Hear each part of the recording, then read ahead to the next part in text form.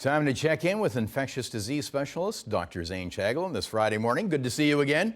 Hi, good morning, Bob. Last time we were talking, we had variants of concern. Today we have variants of greater concern, and we have more of them too. There's one out of New York as well. Yeah, so this one is interesting. It doesn't have the 501 mutation, which is what we saw in the UK, and the commonality actually between the UK, one of the Brazilian variants, and the South African variant. It actually just has the one mutation from the South African variant, the 484 mutation, which is associated with potential immune escape. The other problem with this is it's not detectable by our current methods without sequencing. So right now we're looking for that 501 mutation as a screen, recognizing that we don't actually do the 484 mutation. There is plans to develop this, but right now we may not be able to pick up these cases, off the bat. It might take a little bit of time to actually develop that capacity. And this is a critical time, too, as we're waiting for a real ramp up of the vaccine rollout. The modeling that just came out yesterday said that in the next few weeks, up to 40% of cases could be variants. Yeah, I mean, we're seeing this. I mean, Ontario's data right now is about 20%. It went from 1 to 2% as of the beginning of January to now 20%. Now we're seeing it over distributed in things like long-term care facilities, shelters, congregate outbreaks. But at the end of the day, it is coming. It's not like it isn't. And I think we all know that this is going to replace the normal strain here, as it has across Europe, and it likely is across the United States as well.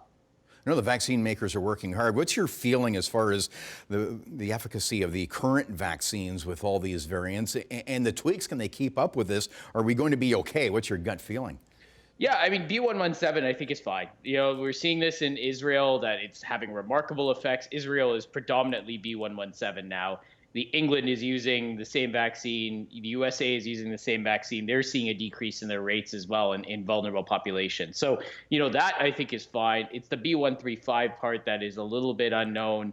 The current vaccines will probably still help with people not getting hospitalized or dying, which is probably, as good as it gets based on what we have.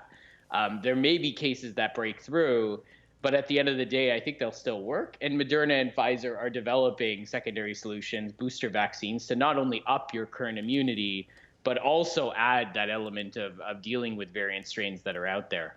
Yeah, you mentioned in vulnerable communities. That's an issue here too, isn't it? Where there's communities we need to look at where restrictions don't apply or don't impact.